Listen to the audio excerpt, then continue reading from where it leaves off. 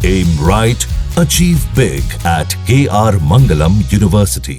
इस बीच हम बात कर रहे हैं जो आज की सबसे बड़ी खबर है। 3 न्यूक्लियर साइट्स पर हमला हुआ है अमेरिका का। उनको हम आपको मैप के जरिए भी समझाते हैं कि कहां-कहां पर हमले हुए हैं। 3 न्यूक्लियर साइट्स थे, फार्दो, नतांज और इस्फहान। ये जो तीनों आप शहर देख रहे हैं, ये दो तो तेहरान के बहुत ही करीब है। फार्दो बहुत करीब पड़ जाता है, क्वाम से थोड़ा ही करीब 80 माइल दूरी है। और इसमें इस्तेमाल जिस हथियार का किया गया है वो है GBU-57 बॉम्ब्स का और B-52 बॉम्बर्स का इस्तेमाल, B-2 बॉम्बर्स का इस्तेमाल किया गया है।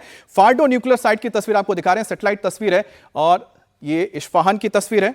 और इसके बाद नतांज की भी तस्वीर एक बार दिखा दें, फिर आपको धीरे से बताएंगे धीरे धीरे कि कौन सी जगह पे क्या फैसिलिटीज रही हैं। तो नतांज की फैसिलिटी देख रहे हैं, और अगर मैप को हम यहाँ रोक दें, फिर से हम फार्दो पे आ गए हैं। तो फार्दो की तस्वीर देख रहे हैं, ये फार्दो है, ये न्यूक्लियर फैसिलिटी है, और सिर्फ इतना ही हिस्सा इसका जमीन के ऊपर दिखता है। बाकी जो सारा हिस्सा इसका जमीन के नीचे कई सारे टनल्स हैं, जिसमें यहां पर होता क्या है, यहां पर होता क्या है, यहां पर होता है 250 फीट नीचे यहां पर यूरेनियम एनरिचमेंट किया जाता है। यानी कि जिस यूरेनियम की जरूरत पड़ती है परमाणु बम बनाने के लिए, वो यहां तैयार किया जाता है। इसी वजह से इसको 250 फीट नीचे बनाया गया है, पहाड़ी इलाके में बनाया गया, ताकि अगर हमला भी होता है तो बचाया जा सके, क्योंकि ये बहुत ही खतरनाक, आप समझ सकते हैं कि साइट है, और इस पर हमला करने के लिए कोई आम हथियार इस्तेमाल नहीं किया जा सकता। इस पर हमला हुआ था, लेकिन कोई खास इसको डैमेज नहीं कर पाए थे इजराइल, जिसके बाद उन्होंने अमेरिका से बात की, अमेरिका को कहा कि GBU-57 बॉम्ब्स हमको दीजिए, B-2 बॉम्बर्स का इस्तेमाल कीजिए, तभी आप यहां पर फार्दो की फैसिलिटी को खत्म कर सकते हैं। क्योंकि उस बॉम्ब के अंदर इतनी कैपेबिलिटी है कि बॉम्ब करीब जमीन के 100 से 200 फीट नीचे जाकर फिर धमाका करता है। तो 250 फीट अगर आपको नीचे जाना है तो ऐसे कई बॉम्ब की जरूरत पड़ती है, और आसपास के पूरे इलाके में जरूरत पड़ती है। तो ये फार्दो की बात हो गई। अब हम बात करते हैं इस अगले न्यूक्लियर साइट की जहां पर हमला हुआ था, अब वो है नतांज।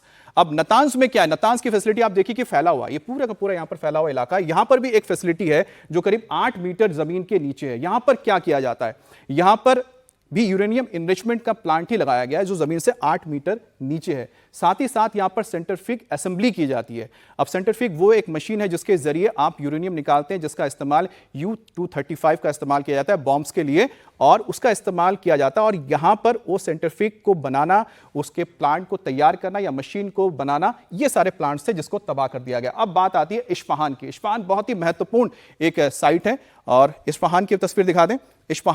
इस्फहान पर हमला क्यों किया गया, क्योंकि यहां पर सेंटर है, रिसर्च सेंटर है, न्यूक्लियर रिसर्च सेंटर, जिसका इस्तेमाल न्यूक्लियर ईरान के जो तमाम साइंटिस्ट करते थे शोध करने के लिए, उसे तबाह कर दिया गया। इसके साथ ही यहां पर सेंट्रीफ्यूज का निर्माण किया जाता है, वो मशीन जिसके जरिए आप यूरेनियम को साफ करते हैं और U-38 से U-35 बनाते हैं, जिसका इस्तेमाल परमाणु बम के लिए किया जाता है। और साथ ही साथ यहां पर अब जब आपने परमाणु हथियार या ईंधन तैयार कर लिया, जिसका इस्तेमाल करना है, उसको रखेंगे कहां पर, वो भी इस्फहान में ही वो स्टोरेज फैसिलिटी थी। इसी वजह से ये 3 अहम जो ठिकाने चुने गए थे। हालांकि इससे पहले हमले हुए हैं यहां पर, पिछले 10 दिन में हमले किए गए, लेकिन वो उस तरह से डैमेज नहीं कर पाया था जिस तरह की सोच इजराइल की थी। इसी वजह से अमेरिका की मदद ली गई और अमेरिका ने आज यहां पर हमले किए। इस्फहान और साथ ही नतांज में टॉमाहॉक मिसाइल्स का इस्तेमाल किया गया यहां पर तबाह करने के लिए। जो सबमरीन से दागे गए थे, करीब 30 मिसाइल्स दागे गए थे नतांज और साथ ही इस्फहान में। और फार्दो में B-2 बॉम्बर्स के जरिए GBU-57 बॉम्ब्स का इस्तेमाल किया गया था, B-2 बॉम्बर्स के जरिए। तो ये हमने आपको बता दिया 3 कौन से अहम जगह थे जहां पर हमला हुआ है, और अमेरिका ने किस तरह से हमले किए हैं, और इन न्यूक्लियर साइट्स की क्या अहमियत थी जिस वजह से इनको चुना गया है। लेकिन इससे पहले जब इजराइल ने हमला किया था, उन्होंने करीब 12 जगहों पर हमला किया था। आपको बता दें कि बहुत ही इस जगह पे जो आप देख रहे हैं इस्फहान और साथ ही साथ फार्दो के बीच में एक जगह है बुशहर, एकमात्र न्यूक्लियर पावर स्टेशन है ये ईरान का। इस पर भी हमला हो सकता है अगर जो अमेरिका का मानना है, इजराइल का मानना है कि अगर शांति के पथ पर ईरान नहीं आता है। मनीष हमारे साथ जुड़े हैं। मनीष, आपके पास कुछ और डिटेल्स हैं इस हमले को लेकर, किस तरह के हथियारों का इस्तेमाल हुआ है यहां पर अमेरिका की ओर से? अमित, सबसे पहले तो हम ये जानकारी दे दें, जो हमारे सोर्सेस हैं वो बता रहे थे कि सबने ये अज्यूम किया था कि खासतौर पे अराक, जहां पे इनका एक न्यूक्लियर साइट है, उसके अलावा जो तेहरान न्यूक्लियर रिसर्च सेंटर है, हो सकता है कि ये भी अमेरिका टारगेट करे। और फर्दो, ये 3 इंपॉर्टेंट लोकेशंस थी, लेकिन हुआ बिल्कुल उससे उलट।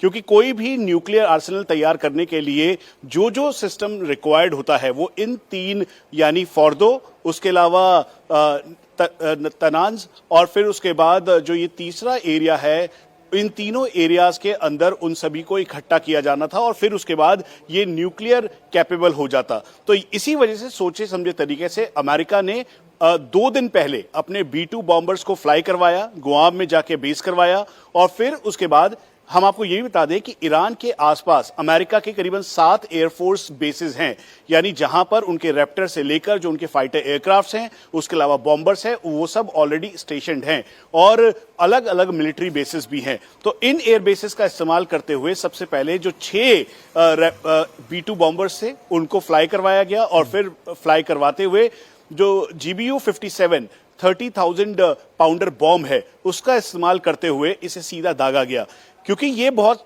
फर्दो बहुत ही टफ टेरेन था और यहां पर जो एक सिंबॉलिक तौर पर न्यूक्लियर एसेट्स को डिस्ट्रॉय किए बिना और खास तौर पे ये यहां पे पूरा जो एरिया था इसको डिमोलिश और पूरा डिस्ट्रॉय करना था। इसीलिए यूएस ने बहुत ही सोचे समझे तरीके से मोसाद की हेल्प से इसकी मैपिंग की, इसके एयर डिफेंस सिस्टम को लॉक किया, पूरी तरीके से जैम किया, जीपीएस जैम किया और फिर जाकर इस पर अटैक किया।